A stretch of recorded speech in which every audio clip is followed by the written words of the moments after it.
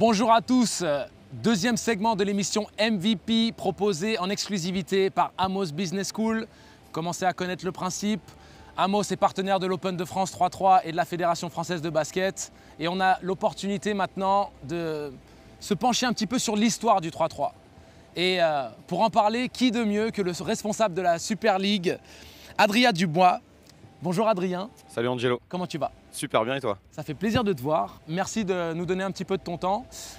J'aimerais que tu nous racontes un petit peu l'historique du 3-3. On sait qu'il a toujours existé d'une manière ou d'une autre, mais il a été plus ou moins structuré à une certaine époque. Il a disparu, il est revenu sur le devant de la scène sous le format actuel. Tu peux nous donner un petit peu une chronologie de tout ça et partager bien entendu avec les intéressés de la discipline?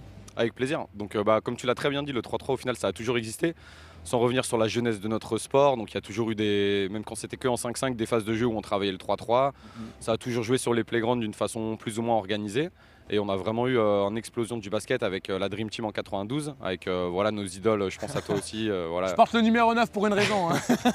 Donc je le savais, donc c'est pour ça que je te le dis. Donc on a tous voulu aller sur les playgrounds, reproduire les gestes des joueurs dont on était fan. Donc ça a fait vraiment une explosion médiatique du basket. Et donc ça s'est retrouvé sur les playgrounds avec le 3-3. Donc il y a des marques, des équipementiers qui ont un petit peu senti le vent venir. Ouais. Donc ils se sont structurés, qui ont commencé à un petit peu organiser la pratique avec des tournois 3-3.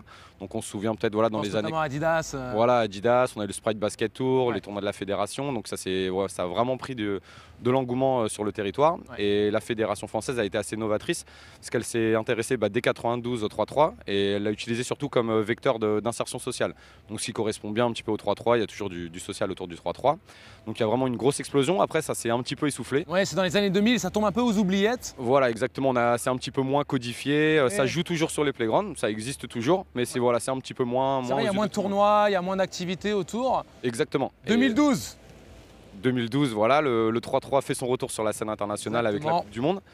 Il y avait eu les prémices en 2010 avec la première apparition aux Jeux Olympiques de la jeunesse à Singapour, donc qui a vraiment mis le 3-3 sur le devant de la scène internationale. Et comme tu l'as dit, 2012 après avec la Coupe du Monde. Premier championnat de l'histoire pour les seniors. C'est ça, exactement, avec Karim Souchu, etc., les pionniers.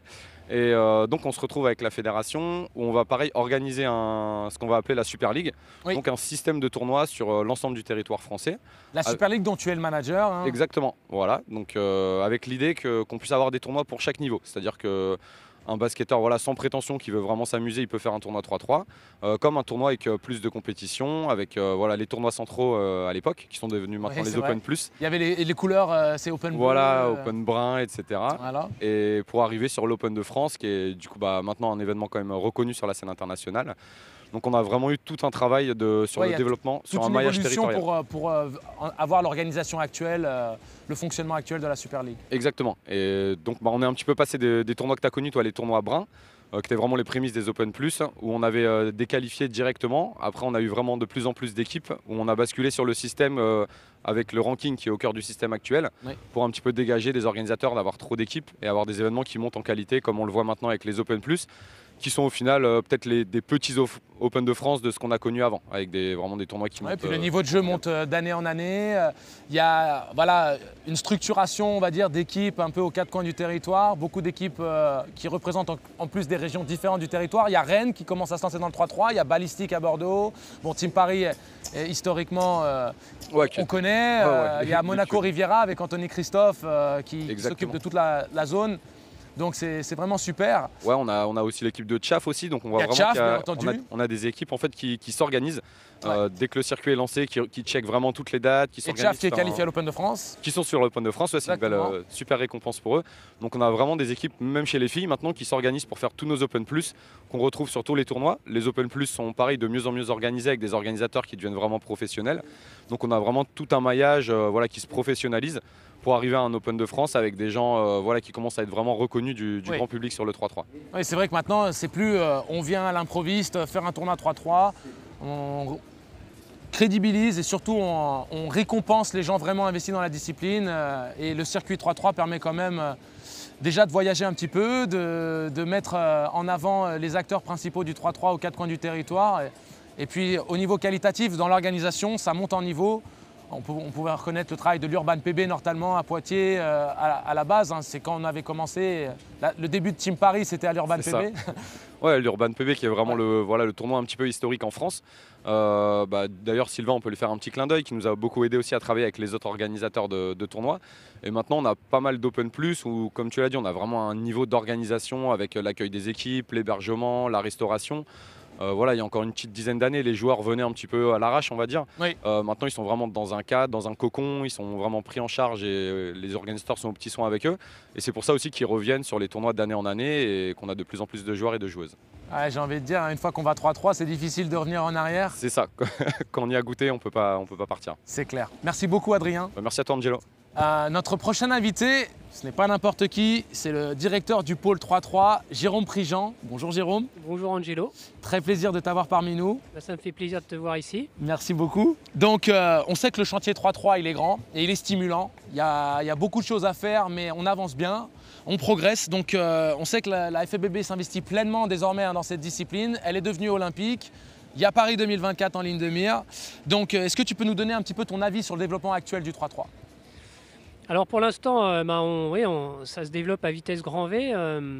D'abord parce qu'en 2017, la discipline est devenue olympique. Donc c'est une grande confiance de la part du comité olympique. Et puis ça donne aussi beaucoup de crédibilité et de la lumière, un peu plus. Et puis j'espère que la semaine prochaine, avec Tokyo et notre équipe féminine, la lumière va être encore plus importante. Ouais. Plus la Coupe d'Europe au mois de septembre. Donc la discipline devient très importante. Au niveau du développement, il y a 3 ans, Jean-Pierre Suital, président de la fédération, qui croit beaucoup dans le 3-3, qui a décidé d'investir et de créer le pôle 3-3 à la fédération. Donc un pôle vraiment destiné à développer. Et on a commencé à travailler d'abord sur l'écrin, parce que pour accueillir des joueurs, il faut des tournois, et puis il faut des beaux tournois, il faut une structure, puisque maintenant on leur demande de voyager, donc on essaie de les accueillir le mieux possible. Donc on a créé les Open Start, qui étaient les anciens tournois de base, on les a appelés les Open Start. On a créé le circuit Open Plus issu des tournois centraux, et puis l'Open de France. Tout ça pour que les joueurs soient bien acceptés et bien reçus, surtout. Ça, c'est la première partie du développement. Et puis la seconde partie du développement, à partir de maintenant, il nous reste encore à créer un Pro Tour pour le très haut niveau, mais on est en train de travailler. Alors, on peut le dire en coulisses, il y a une commission 3-3 qui se réunit, qui réfléchit, qui cogite. On est en train de travailler dessus et on n'est pas très très loin d'avoir notre produit à lancer. Oui. Et maintenant que les compétitions, tout le système de compétition est en place, on va aller chercher des gens qui ne sont pas sous la lumière de la FFBB encore sur les playgrounds, parce qu'il y a énormément de pratiquants qui vont avec cette communication et en découvrant la discipline, qui vont être intéressés, parce que le 3-3 aujourd'hui on l'a organisé de façon très libre. On peut prendre une licence hors club pour un senior qui coûte 33 € ou pour un U18 qui coûte 18 €. Et on peut jouer toute l'année, tous nos tournois avec cette licence, sans être dans un club, de façon super libre. Un gamin qui est collégien, il peut jouer le mercredi avec ses potes. Ça démocratise la pratique du basket, tout simplement. Voilà, et on en est là. Donc l'objectif maintenant, c'est d'aller chercher tous ces jeunes joueurs, et peut-être même les moins jeunes, pour venir sur nos tournois et leur présenter le produit, qui est génial, parce que moi, depuis que j'ai découvert le 3-3, j'ai pas un joueur qui m'a dit, qui a joué, qui m'a dit c'est nul, je ne reviendrai pas. Non, à chaque fois que j'en ai un qui joue, il vient me voir, il me dit bon, quand est-ce qu'on refait un tournoi, quand est-ce qu'on recommence? Et ça, c'est génial. Ouais. Et c'est vraiment motivant pour nous au pôle 3-3 et pour la Fédé aussi. Tout à fait. J'imagine, Jérôme, que la Fédé entretient des relations, de bonnes relations avec la FIBA, notamment avec l'organisation de la Coupe d'Europe en septembre. Ça arrive très très vite. Quels sont les enjeux pour la Fédé avec l'organisation de cette Coupe d'Europe, surtout dans, on va dire, la projection des JO 2024 qui se profile très rapidement? Le premier enjeu, c'est de faire découvrir la discipline sur notre territoire. Voilà, encore plus avec cet éclairage très important. Hein, on est sur un site exceptionnel au Trocadéro. Ça va être. Je pense que dans le monde, on va être humble. Hein. Dans le monde, il n'y a pas beaucoup de sites comme celui-ci. De manière très simple, on le voit avec l'Euroleague, notamment dans le 5-5, qui n'attend qu'une seule chose, c'est qu'il y ait une équipe de très haut niveau à Paris pour pouvoir justement avoir ce trophée, cette exposition des plus belles villes d'Europe. il y a toujours un attrait économique quand on peut avoir les grandes métropoles européennes investies dans le sport à très haut niveau. C'est simplement plus facile pour organiser. Mais c'est sûr que quand tu peux avoir la Tour Eiffel en arrière-plan sur un événement d'une telle ampleur, il y a forcément matière à séduction. Tout à fait. Et ce qu'on attend aussi, c'est un éclairage supplémentaire sur le travail que nous faisons à la fédération. Parce qu'aujourd'hui, on va être humble à nouveau dans le monde. On fait partie des leaders au niveau du nombre de tournois, au niveau de la structuration, au niveau de l'accueil des joueurs. On l'a vu cette année sur la Super League, sur nos Open Plus. Beaucoup d'équipes étrangères qui sont venues et qui nous ont félicités sur la qualité de nos organisations. Et puis aussi, le fait d'organiser cette Coupe d'Europe, ça peut aussi nous développer nos tournois FIBA internationaux en France. Cette année, on en a eu deux gros challengers à Poitiers et la semaine dernière à Cergy. Oui. Tu commentais à Cergy, Ouais. des événements très importants qui demandent beaucoup d'investissement et des organisations de haut niveau. Et ces deux événements se sont super bien passés. Les joueurs sont venus, le niveau de jeu, le suspense était là. Et donc on espère que cette Coupe d'Europe 3-3 va donner à de nouveaux organisateurs, à de nouvelles villes, la volonté d'organiser ces tournois qui sont importants pour notre haut niveau parce que ça permet à nos meilleures équipes de jouer sur ces tournois-là, donc de ne pas voyager, Oui, voilà, forcément, ouais. d'économiser des sous en jouant à la maison, donc de prendre des points et puis de se servir de l'argent économisé pour se structurer, peut-être créer des structures d'entraînement, créer des clubs pour évoluer et éventuellement après aller faire le tour du monde sur le World Tour puisque c'est ce qu'on attend et c'est ce qu'on veut créer pour notre haut niveau puis on a féminin vu, et notre haut niveau masculin. On a vu 4 équipes françaises se qualifier dans ce challenger de Cergy. Tout à fait. Bon, malheureusement, on a manqué un petit peu de réussite. Rennes découvrait et donc a subi, on va dire, la loi d'une équipe de Lausanne plus expérimentée et on va dire plus préparée, on va dire, à ce genre d'événement. Mais ça a été une belle surprise.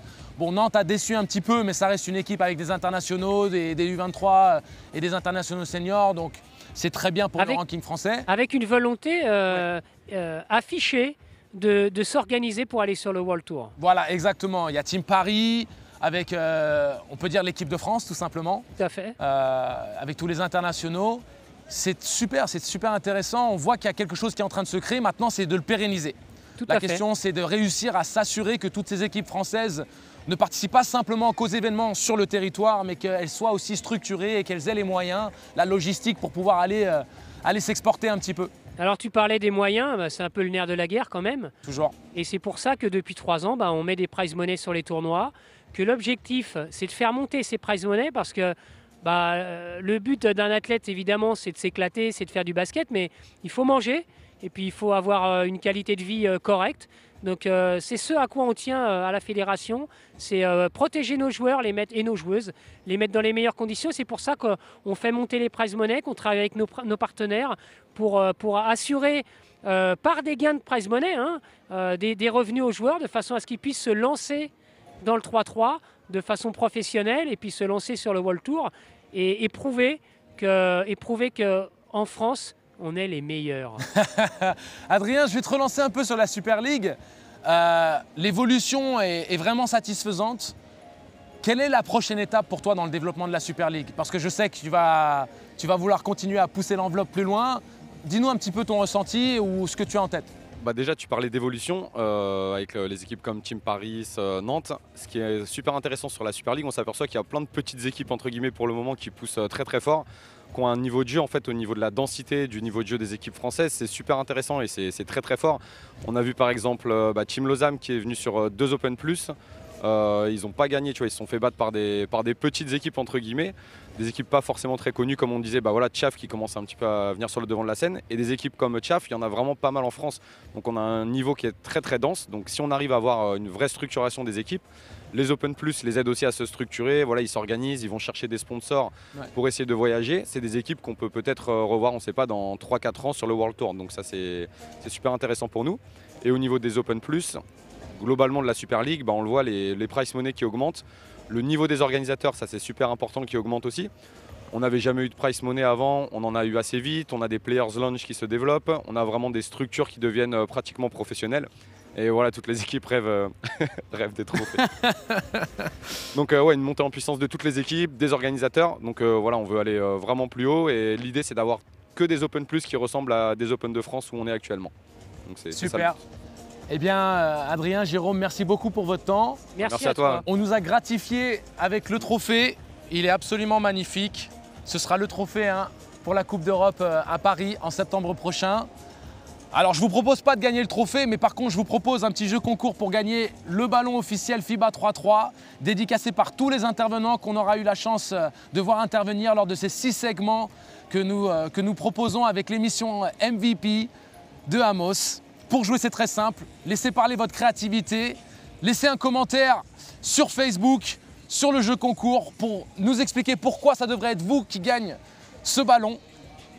Likez la page Facebook, bien entendu, de Amos et taguez 3 amis. Les règles sont assez simples. On vous retrouve très bientôt pour les prochains segments. J'espère que l'émission vous plaît et je vous dis à très bientôt. Ciao.